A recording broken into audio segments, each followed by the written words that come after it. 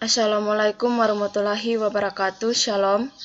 Perkenalkan, nama saya Iin Padulemba dari Prodi Pendidikan Sosiologi. Baik, di sini saya akan mempresentasikan proposal saya yang berjudul Implementasi Pendidikan Karakter Religius dalam Pembelajaran Sosiologi Studi Kasus di SMA Negeri 10 Kupang. Adapun yang menjadi latar belakang masalah dari judul yang saya ambil, yaitu pendidikan karakter di Indonesia mulai dikembang sejak tahun 2011 melalui kurikulum tingkat satuan pendidikan atau TSP. Pendidikan karakter dapat diintegrasikan dalam pembelajaran pada setiap mata pelajaran. Salah satu mata pelajaran yang mempunyai peran dalam pengembangan nilai-nilai pendidikan karakter adalah sosiologi, yang diajarkan pada jenjang sekolah menengah atas atau SMA, di mana nilai-nilai karakter dapat diintegrasikan dengan materi pembelajaran sosiologi.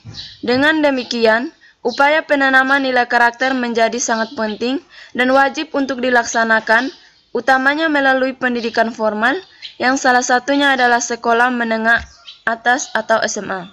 Selanjutnya ada 4 jenis karakter yang selama ini dikenal dan dilaksanakan dalam proses pendidikan, yaitu pendidikan karakter berbasis nilai religius, pendidikan karakter berbasis nilai budaya, pendidikan karakter berbasis lingkungan, dan pendidikan karakter berbasis potensi diri. Urgensi penanaman nilai karakter dapat dimulai paling pertama adalah melalui pendidikan karakter berbasis nilai religius. Menurut Santruk 2007 menyatakan bahwa para peneliti telah menemukan agama memiliki sejumlah dampak positif bagi remaja. Selain itu, Hurlock pada tahun 1980 mengemukan remaja masa kini menaruh minat pada agama dan menganggap bahwa agama berperan penting dalam kehidupan.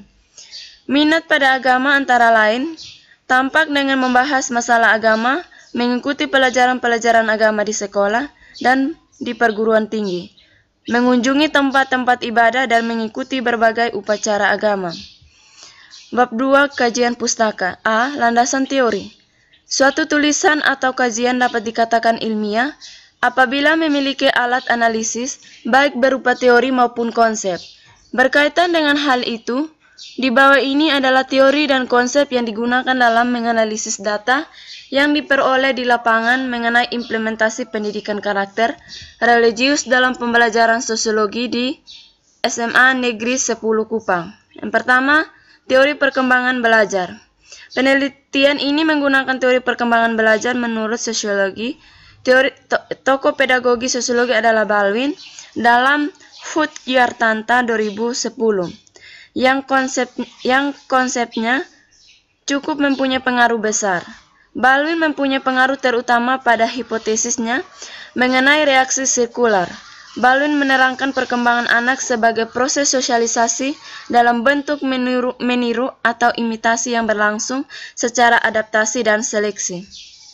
2. Prinsip-prinsip pendidikan karakter. Program pendidikan karakter di sekolah menurut Budimansyah dalam Gunawan 2012 perlu dikembangkan dengan berlandaskan pada prinsip-prinsip sebagai berikut. A. Pendidikan karakter di sekolah harus dilaksanakan secara berkelanjutan atau kontinuitas. Hal ini mengandung arti bahwa proses pengembangan nilai-nilai karakter merupakan proses yang panjang, mulai sejak awal peserta didik masuk sekolah hingga mereka lulus sekolah pada suatu satuan pendidikan. B. Pendidikan karakter hendaknya dikembangkan melalui semua mata pelajaran terintegrasi. Melalui pengembangan diri dan budaya, suatu satuan pendidikan pembinaan karakter bangsa dilakukan dengan mengintegrasikan dalam seluruh mata pelajaran, dalam kegiatan kurikuler mata pelajaran, sehingga semua mata pelajaran diarahkan pada pengembangan nilai-nilai karakter tersebut. Pengembangan nilai-nilai karakter juga dapat dilakukan dengan melalui pengembangan diri, baik melalui konseling maupun kegiatan ekstrakurikuler, seperti kegiatan kepramukaan dan lain sebagainya. C. Sejatinya nilai karakter tidak diajarkan dalam bentuk pengetahuan jika hal tersebut diintegrasikan dalam mata pelajaran, kecuali bila dalam bentuk pelajaran agama yang di dalamnya mengandung ajaran, maka tetap diajarkan dengan proses pengetahuan, melakukan, dan akhirnya membiasakan. D. Proses pendidikan dilakukan peserta didik dengan secara aktif. Active learning dan menyenangkan, enjoyful learning. Proses ini menunjukkan bahwa proses pendidikan karakter dilakukan oleh peserta didik, bukan oleh guru. Sedangkan guru menerangkan prinsip Tut Wuri Handayani dalam setiap perilaku yang ditunjukkan oleh agama. 3. Konsep kemampuan peserta didik. Menurut Sukma Dinata 2009, peserta didik sebagai individu manusia memiliki sejumlah kemampuan atau ability. Kemampuan ini ada yang masih bersifat potensial atau kemampuan potensial atau kapasitas atau capacity, dan ada yang sudah merupakan kecakapan nyata atau achievement. Kapasitas yang seringkali dibedakan pula antara kapasitas umum atau general capacity atau kecerdasan intelijensi dan kapasitas khusus special capacity yang sering juga disebut bakat atau amplitude. Dewasa ini bakat ini pun seringkali disebut intelijensi seperti intelijensi intelektual, matematis, emosional, spiritual, dan sebagainya.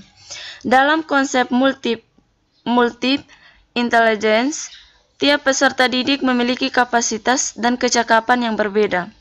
Seseorang mungkin memiliki potensi atau kapasitas yang tinggi, matematika dan fisika, sedangkan dalam bahasa dan ilmu sosial, tetapi rendah dalam seni dan olahraga. Peserta didik lain sebaliknya, atau tinggi dalam semuanya, atau bahkan rendah dalam semua bidang. 4. Proses sosialisasi tidak sempurna.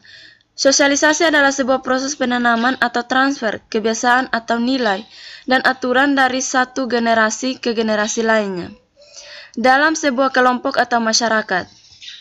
Yang pertama, menurut Maryanti 2004, proses sosialisasi itu sendiri dalam kenyataannya terkadang tidak berjalan dengan sebagaimana fungsinya atau tidak sempurna manakah nilai atau aturan yang ditanamkan mengalami ketidaksepadan antara agen sosialisasi dengan agen sosialisasi lain.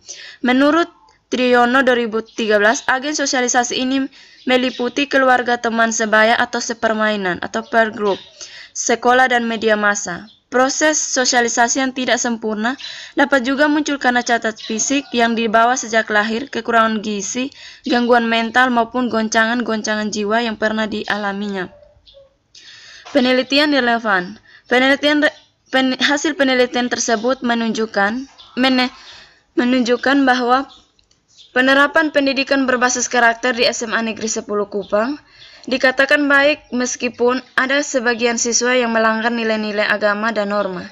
Dengan demikian, pendidikan karakter yang diterapkan oleh guru pendidikan agama seperti kebiasaan, keteladanan, nasihat, pujian, dan hukuman sangat berpengaruh terhadap pembentukan karakter siswa. Ini membuktikan bahwa pentingnya pendidikan karakter.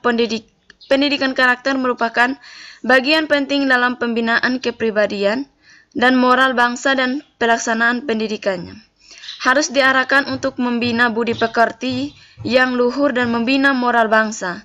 Penelitian ini membahas tentang penerapan pendidikan berbasis karakter. Penelitian ini menggunakan penelitian kuantitatif. Penelitian ini menggunakan data observasi dan pengamatan saat pembelajaran. Perbedaan penelitian ini adalah pada studi kasus, yaitu pada Sekolah SMA Negeri 10 Kupang, penelitian ini lebih fokus pada pendidikan karakter religius pada pembelajaran sosiologi. Berikut kerangka berpikir. Kerangka berpikir di atas dapat dideskripsikan sebagai berikut, bahwa deklarasi moral yang terjadi pada generasi muda, bangsa di Indonesia menjadi latar belakang masalah perlunya pendidikan karakter yang dilaksanakan melalui pendidikan formal. Pendidikan karakter di dalamnya terdapat 18 nilai karakter. Salah satunya adalah karakter religius. Implementasi pendidikan karakter religius secara umum telah dilaksanakan oleh guru pendidikan agama. Akan tetapi, karena pelaksanaan penanaman pendidikan karakter diintegrasikan dengan semua mata pelajaran, tanggung jawab penerapan pendidikan karakter tidak hanya menjadi milik guru mata pelajaran yang bersangkutan. atau yang terdapat hubungannya saja. Persoalan ini juga menyangkut pelaksanaan pendidikan karakter religius, yang tidak hanya menjadi tanggung jawab guru pendidikan agama. Guru mata pelajaran yang lain juga bertanggung jawab dalam penanaman karakter religius. Secara spesifik, guru sosiologi juga memiliki tanggung jawab dalam implementasi pendidikan karakter religius yang dalam realisasinya berbeda dengan guru pendidikan agama.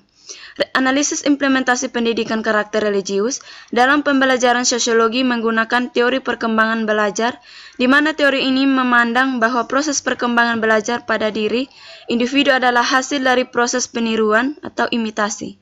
Proses imitasi ini terjadi pada diri siswa yang menjadikan guru sebagai modal imitasi. Proses imitasi yang dimaksud adalah berkaitan dengan karakter religius yang diteladankan oleh guru pada siswa menirunya. Dengan demikian, pendidikan karakter religius yang dilaksanakan oleh guru sosiologi melalui pembelajaran sosiologi diharapkan dapat meningkatkan karakter religius pada siswa. Berikut bab 3, metode penelitian. A. Jenis penelitian. Jenis penelitian dalam penelitian yang berjudul implementasi pendidikan karakter religius dalam pembelajaran sosiologi studi kasus di SMA Negeri 10 Kupang adalah menggunakan metode kualitatif dengan pendekatan deskriptif. Menurut Bogdan dan Taylor, pada tahun 1997, mendefinisikan metodologi kualitatif sebagai prosedur penelitian yang menghasilkan data deskriptif berupa kata-kata tertulis atau lisan dari orang-orang dan perilaku yang diamati. Alasan digunakan metode kualitatif dengan pendekatan deskriptif dalam penelitian ini adalah karena bertujuan untuk memberikan deskripsi atau gambaran dengan menggunakan kata-kata mengenai pemahaman siswa di SMA Negeri 10 Kupang tentang implementasi pendidikan karakter religius melalui pembelajaran sosiologi yang pada dasarnya tidak dapat diukur serta dicari dalam bentuk angka-angka. B. Sumber data penelitian, yaitu data primer, data sekunder. C. Teknik pengumpulan data. Teknik observasi, teknik wawancara, teknik dokumentasi. D. Teknik analisis data. Yang pertama, pengumpulan data. Yang kedua, reduksi data. Yang ketiga, penyajian data. Yang keempat, penarikan kesimpulan atau verifikasi.